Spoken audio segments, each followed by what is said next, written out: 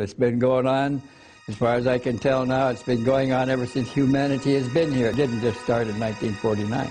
Lieutenant Colonel Wendelle C. Stevens was one of the world's most renowned UFO researchers. Over 60 years of research, it's completely reversed. I think that the incidence of faking or hoaxing is very, very small, less than 2 or 3%, because it's so hard to do and so hard to carry out. Born in 1923 in Round Prairie, Minnesota, Wendelle enlisted in the U.S. Army in 1941, and in 1942 was then transferred to the Air Corps. He served in the Pacific Theater during World War II. When he returned from the war in 1945, he was reassigned to the Flight Test Division of the Air Technical Service Command at Wright Field, Dayton, Ohio, as a flight test pilot.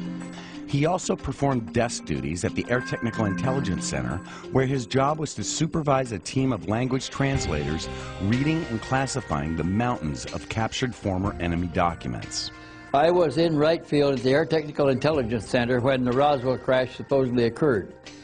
I was not in the need-to-know loop then. I was doing something else. I was screening classified documents from Europe, former enemy documents captured. I had teams of translators doing this.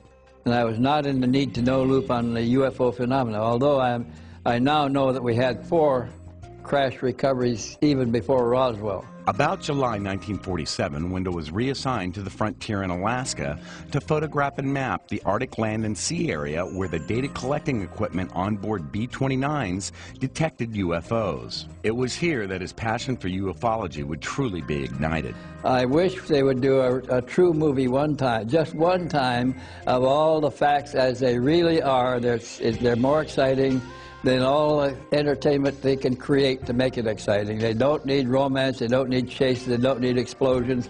The fact that extraterrestrials from another planet are here visiting us and interacting with us regularly and have been doing so ever since humanity has been here, that is the most exciting thing to me in the world. Stevens also served as U.S. Air Attaché in South America. He retired from the United States Air Force in 1963 and worked for Hamilton Aircraft until 1972.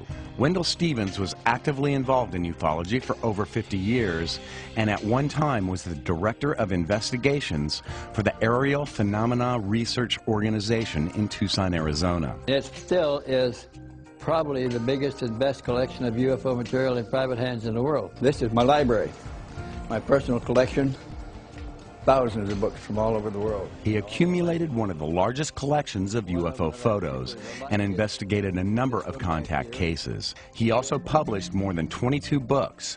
In 2009, Wendelle wanted to find a decent home for his library and transferred ownership to Open Minds Production. So a time came when I thought I should start downsizing. I had the largest collection of UFO books in private hands in the world, the largest collection of periodicals in private hands in the world, a big collection of video documentaries, and at 86 years of age I thought, this is too much for my young wife, she'll never know what to do with it. I should downsize somehow. Wendelle has amassed a library on ufology that contains over 3,000 books, videos, periodicals, and numerous other items from around the globe. Now, if I can call your attention to something interesting here. This is the only true image of an alien head.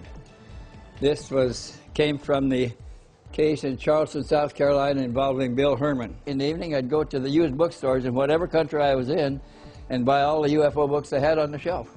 And here are the photographs, actual photographs. These are taken with a dollar camera, a pinhole camera in Hallam, Australia. The Open Minds now has all of my files, all of my books, all of my periodicals, all of my photographs, and all of my video collections.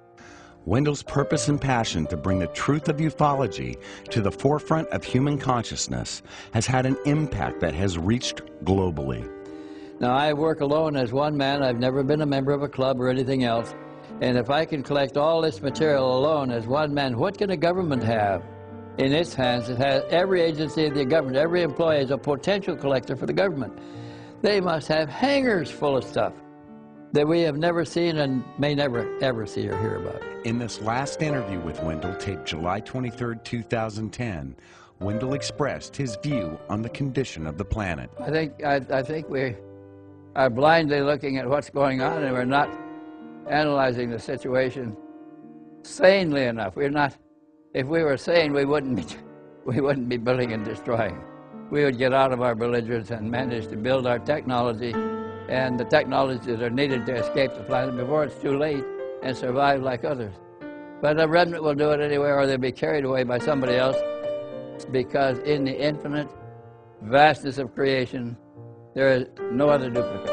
If a remnant is lost, it's gone forever, and it's a part of the creation itself that is now missing. And I don't think that's going to be allowed to happen. Wendelle will truly be missed.